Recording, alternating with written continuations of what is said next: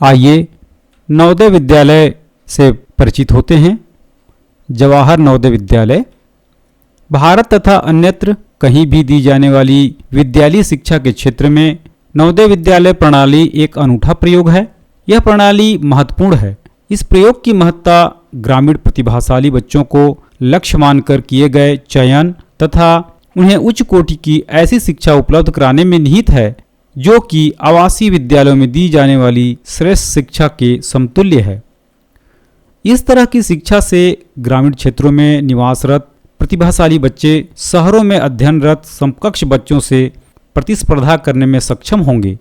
राष्ट्रीय शिक्षा नीति 1986 ने ग्रामीण प्रतिभा को अच्छे से बाहर लाने के लिए आवासीय विद्यालय, जो कि जवाहर नवोदय विद्यालय के नाम से जाने जाते हैं, की स्थापना की गई है। सरकार की नीति के अनुसार प्रत्येक जिले में एक जवाहर नवोदय विद्यालय स्थापित किया जाना है। इसके अनुसार 476 जिलों के लिए नवोदय विद्यालय स्वीकृत किए गए हैं। इसके अतिरिक्त 10 जवाहर नवोदय विद्यालय अनुसूचित जनजाति बहुल क्षेत्रों के लिए और 2 विशेष जवाहर नवोदय विद्यालय मणिपुर के लिए स्वीकृत किए गए हैं। प्रत्येक विद्यालय के लिए कक्षाओं, शयन कक्षों, कर्मचारी आवासों, भोजन कक्ष तथा अन्य बुनियादी सुविधाओं जैसे खेल के मैदान, कार्यशालाओं, पुस्तकालय एवं प्रयोगशालाओं इत्यादि के लिए पर्याप्त भवनों से युक्त संपूर्ण परिसर की व्यवस्था है।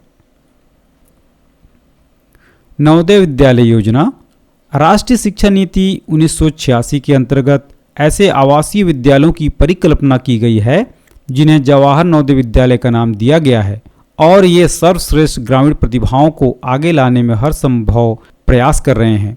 यह महसूस किया गया है कि विशेष प्रतिभाशाली बच्चों को निःशुल्क गुणात्मक शिक्षा उपलब्ध कराकर समुचित अवसर प्रदान किए जाएं ताकि वे अपने जीवन में तेजी से आगे बढ़ सकें।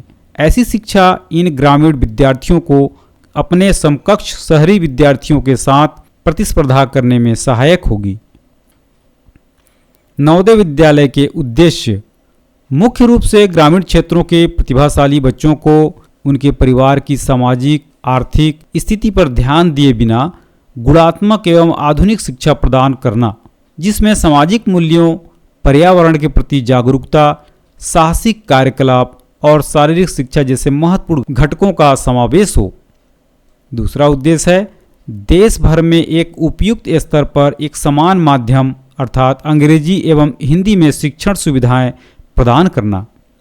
तीसरा उद्देश्य है सभी विद्यालयों के स्तर में तुलनात्मक सामंजस्य स्थापित करना। अगला उद्देश्य राष्ट्रीय एकता को बढ़ावा देने और सामाजिक भावना की समृद्धि के लिए प्रत्येक स्कूल के विद्यार्थियों को क्रमिक रूप से देश के एक भाग से दूसरे भाग में ले जाना।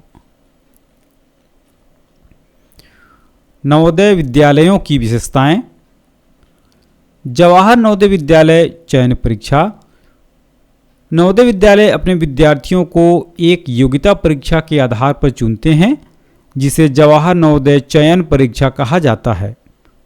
चयन परीक्षा का आयोजन, रचना एवं विकास केंद्रीय माध्यमिक शिक्षा बोर्ड द्वारा किया जाता है। यह परीक्षा प्रतिवर्ष अखिल भारतीय स्तर पर और जिला तथा ब्लॉक स्तर पर आयोजित की जाती है। सीटों का आरक्षण। जवाहर नवोदय विद्यालयों में प्रमुख रूप से ग्रामीण क्षेत्रों के बच्चों को प्रवेश दिया जाता है। 75% सीटों पर ग्रामीण बच्चों को प्रवेश देने का प्रावधान है। अनुसूचित जाति और अनुसूचित जनजाति के बच्चों के लिए जिले में उनकी जनसंख्या के अनुपात में स्थान आरक्षित रखे जाते हैं, परंतु यह आरक्षण राष्ट्रीय औसत से कम नहीं होना चाहिए। कुल सीटों का 1/3 बालिकाओं के लिए और 3% विकलांग बच्चों के लिए आरक्षित है। शिक्षा का माध्यम। कक्षा 7वीं या कक्षा 8वीं तक शिक्षा का माध्यम मातृभाषा या क्षेत्रीय भाषा होती है। इसके पश्चात सभी नवोदय विद्यालयों में शिक्षा का माध्यम एक समान हिंदी या अंग्रेजी रहता है।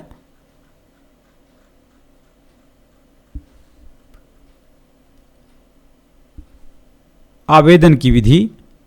जिन जिलों में भारत सरकार ने नवोदय विद्यालय खोल दिए हैं, केवल उन्हीं जिलों के प्रार्थी प्रवेश हेतु आवेदन के पात्र होंगे।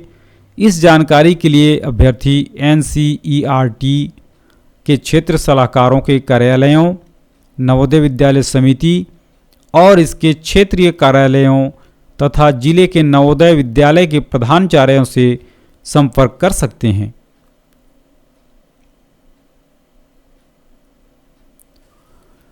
आवेदन पत्र का वितरण। प्रवेश के लिए आवेदन निर्धारित आवेदन पत्र पर किया जा सकता है, जो कि निम्नलिखित अधिकारियों से निःशुल्क मिल सकता है: जिला शिक्षा अधिकारी, खंड शिक्षा अधिकारी, जिले के किसी भी कक्षा 5 तक के मान्यता प्राप्त विद्यालय का मुख्याध्यापक या प्रधान पाठक, नवोदय विद्यालय का प्रधानाचार्य।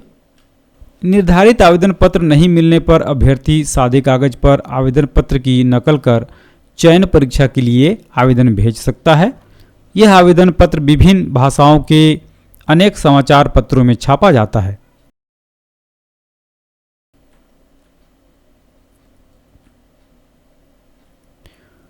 आवेदन पत्र जमा करना।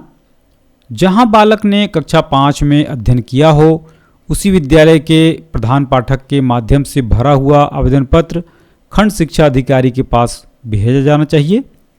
अभ्यर्थियों या उनके प्रतिनिधियों को सलाह दी जाती है कि वे अपना आवेदन पत्र जमा करते समय खंड शिक्षा अधिकारी से रसीद ले लें। प्रवेश पत्र जारी करना। परीक्षा के बारे में जानकारी। चयन परीक्षा में 3 तरह के प्रश्न पत्र अर्थात मानसिक योग्यता परीक्षा, अंकगणित परीक्षा और भाषा परीक्षा है। यह परीक्षा 20 भाषाओं में मुद्रित होती है। अभ्यर्थी को उसी भाषा की पुस्तिका दी जाएगी जो उसने आवेदन पत्र में लिखा है। चयन परीक्षा में कुल मिलाकर 100 प्रश्न होते हैं एवं सभी प्रश्न वस्तुनिष्ठ होते हैं।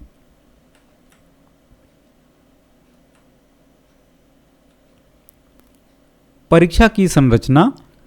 चयन परीक्षा 3 भागों में विभाजित है, जिसमें 3 विभिन्न अनुदेशों सहित 3 विभिन्न परीक्षण सम्मिलित हैं। परीक्षा की कुल अवधि 2 घंटे होते हैं। पहला प्रश्न पत्र मानसिक योग्यता परीक्षा 50 प्रश्न का होता है। दूसरे खंड में अंकगणित परीक्षा जो कि 25 प्रश्न होते हैं 30 मिनट के। भाषा परीक्षा 25 प्रश्न 30 मिनट के।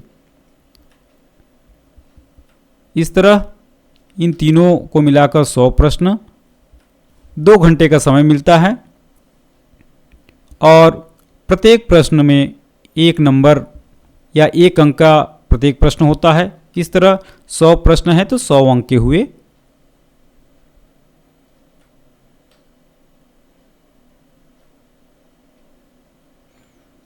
परीक्षा का स्वरूप।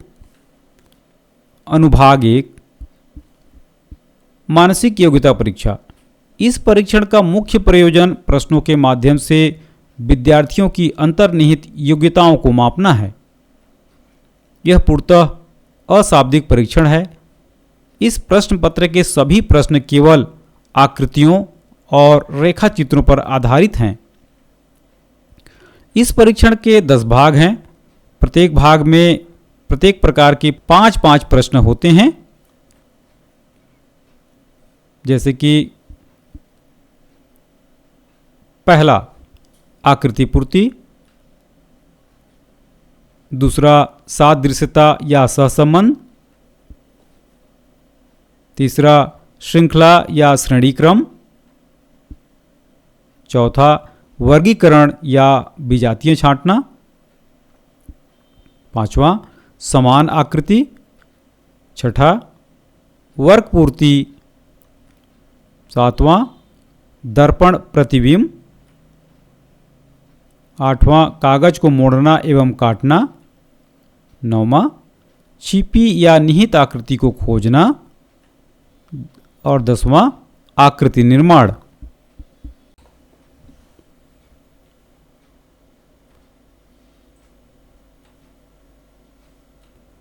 अनुभाग 2 अंकगणित।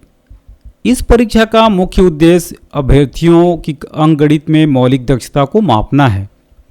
इस परीक्षा के सभी 25 प्रश्न निम्नलिखित 15 विषयों धारणाओं पर आधारित होते हैं।